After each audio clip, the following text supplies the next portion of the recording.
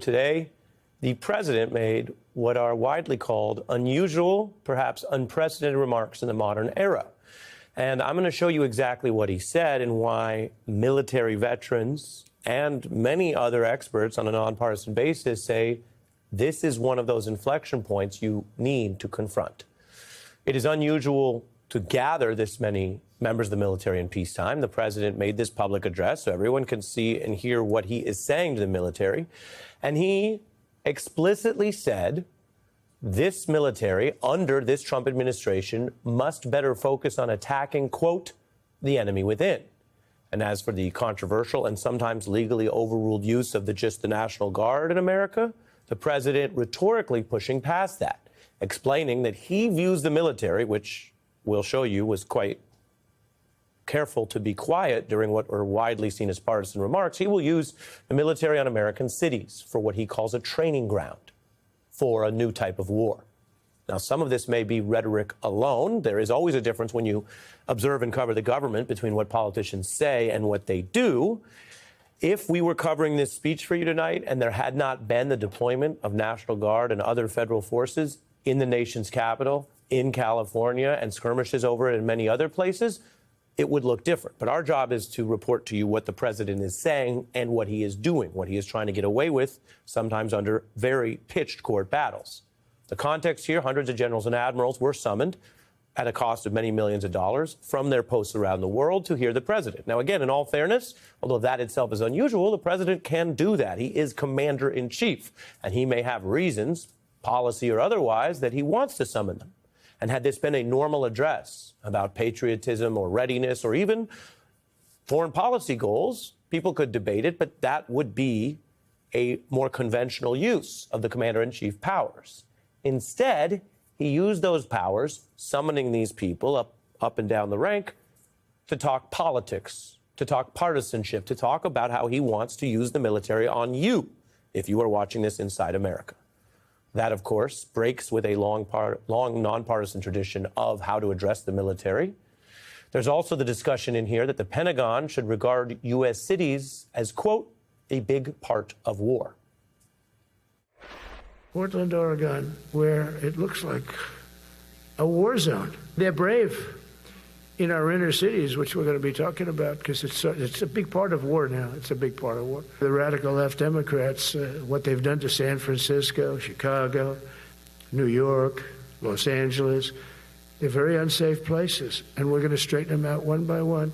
We should use some of these dangerous cities as training grounds for our military, National Guard, but military, because we're going into Chicago very soon.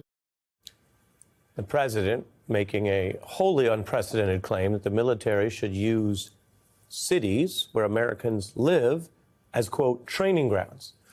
Now, again, in all fairness, a sitting president has every right to talk about crime in the country and how to deal with it. Most of that's dealt with at the local level. Police tend to be part of your local government. That's why if you are in trouble, you're usually dealing with the police, right? You're not dealing with the FBI, but there are times where there are federal crimes as well. The president is well within his grounds in general to talk about trying to lower crime in America. But having the U.S. military do it and call it war, way out of bounds. The Washington Post reporting this new speech marks the first time President Trump publicly directed military leaders to be a major part of fighting a war from within U.S. cities. If we get to a wartime footing, if we see this president trying to summon war powers in our country, don't say he didn't warn you. And don't say you didn't hear about it if you're reasonably informed. You can watch it on the news or read it on your phone, but we have been warned.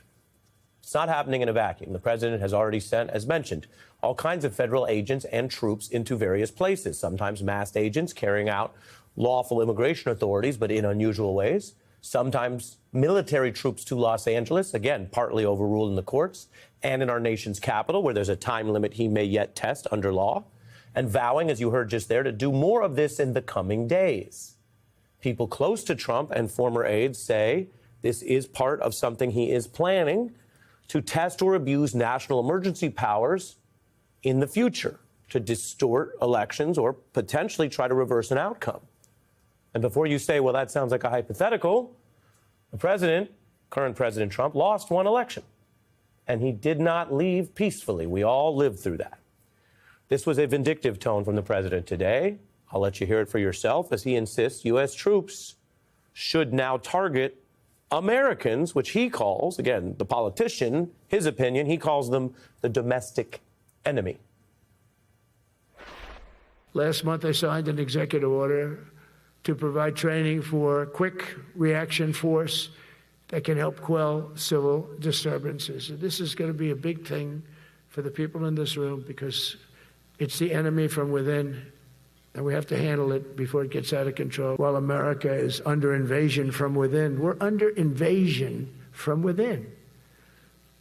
No different than a foreign enemy, but more difficult in many ways because they don't wear uniforms. At least when they're wearing a uniform, you can take them out. These people don't have uniforms. But we are under invasion from within. The president making a claim there that is essentially false. Rhetorically, as a matter of language, you can't be under invasion from within. As a matter of foreign policy, you have to identify a foreign threat, usually a country, sometimes what they call a non-state actor, but it's a foreign threat, not fellow Americans. Now, what you see here is important. The assembled generals, admirals, and others there were respectful, but silent. Under military protocol, anything deemed a partisan or political address or claim, unlike, say, the Pledge of Allegiance, will be met with silence. And just about everyone in that room, best we could tell from our reporting, met that standard. Indeed, for Donald Trump, who so assiduously courts political audiences, holds more rallies than others, he was unaccustomed to a room this silent, and he felt the need to note it while also issuing a statement that I'll let you assess for yourself. I've never walked into a room so silent before. This is very... Don't laugh. You're not allowed to do that. You know what? Just have a good time. And if you want to applaud, you applaud. And if you want to do anything you want, you can do anything you want. And if you don't like what I'm saying, you can leave the room. Of course, there goes your rank. There goes your future. There goes your rank and future if you leave the room. A fact check. The president said, if you want to applaud, applaud, as if it is a personal choice. And that may have just been a sentence, a slip of the tongue, but fact check, false. Under the military rules, it is not about the personal agreement or whether you choose or want to cheer or not. Like many other rules in our nonpartisan military, it's not about the person. It is about a wider vow to defend the country and the Constitution. You cannot cheer political remarks in uniform, period. I want to bring in Paul Rakoff, who's the founder and CEO of Independent Veterans of America, host of the Independent Americans podcast, and someone who has, through his service and his advocacy, been a leading voice on civil military relations for some time now. Welcome. Thank you for having me. What about this speech was traditional under the rules, and what departed from the rules? Just starting there. Nothing about it was traditional. The entire thing is unprecedented. We didn't gather all our senior military leaders after 9/11, so there is no precedent for this.